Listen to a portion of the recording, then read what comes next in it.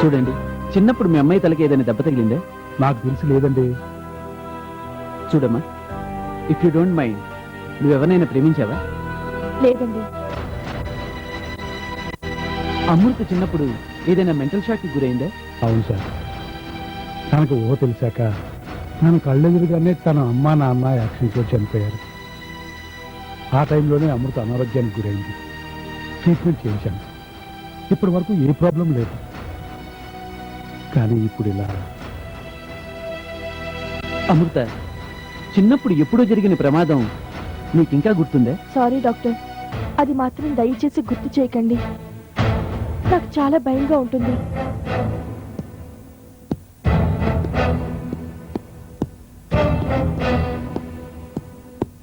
అమృతకి తన తల్లిదండ్రులు చనిపోయినప్పుడు ఏర్పడిన భయం తాలూకు నీడ తనని సైకలాజికల్ గా బాధ పెడుతుంది. అయితే ఇప్పుడు ఎట్టి పరిస్థితుల్లోనూ అమ్మాయి మెంటల్ షాక్ కు గురవకూడదు. అలా జరిగితే ఆమె మానసిక రోగిగా మారే ప్రమాదం ఉంది. తరువాత మనం ఏం చేసినా ప్రయోజనం ఉండదు. అమ్మాయి తిరిగే వాతావరణం కూడా అనుకూలించాలి. మన ఇంట్లో ఉండే గోడ రంగులు కూడా మనిషికి అనుకూలంగా ఉండాలి. వాల్ కలర్స్ ని బట్టి కూడా ప్రవర్తన ఉంటుంది. వీలైనంత వరకు తెలుపు రంగు ఉంటే మంచిది. వీలైతే వీడియో కెమెరాను కూడా ఏర్పాటు చేయండి.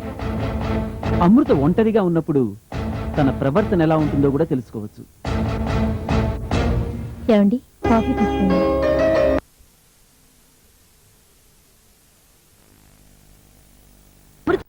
స్వయంగా చూసిందట. అవును డాక్టర్. పుర్రేంటి, ఇల్లంతా తిరగటం ఏమిటి? ఇదంతా ట్రాష్. అమృత మనసులో తల్లిదండ్రుల తాలూకు భయం ఉందని చెప్పానుగా. అవి రకరకాల రూపాల్లో తిరుగుతుంటాయి. ఈ పుర్రే కూడా అలాంటిదే.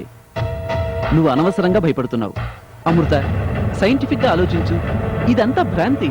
భ్రాంతి కదా డాక్టర్, నిజం. 1 minute. ఈ సీడీ చూడండి. అమృత కళ్ళకి కనిపించేదంతా నిజమని మీకే అర్థమవుతుంది.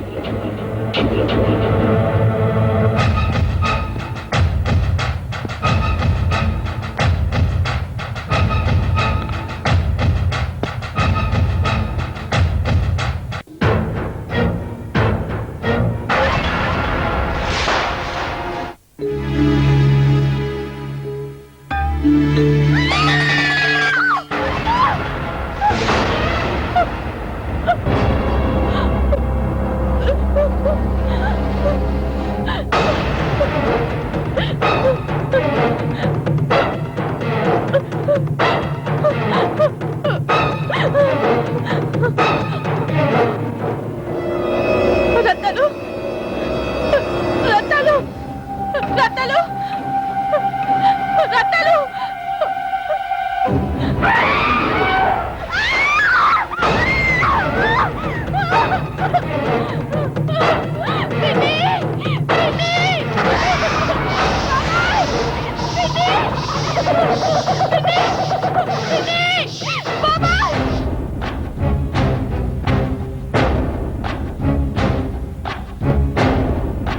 ఈ వింతాకారాల పీడ వదిలించడానికి నేను ఒక ప్లాన్ చేశాను.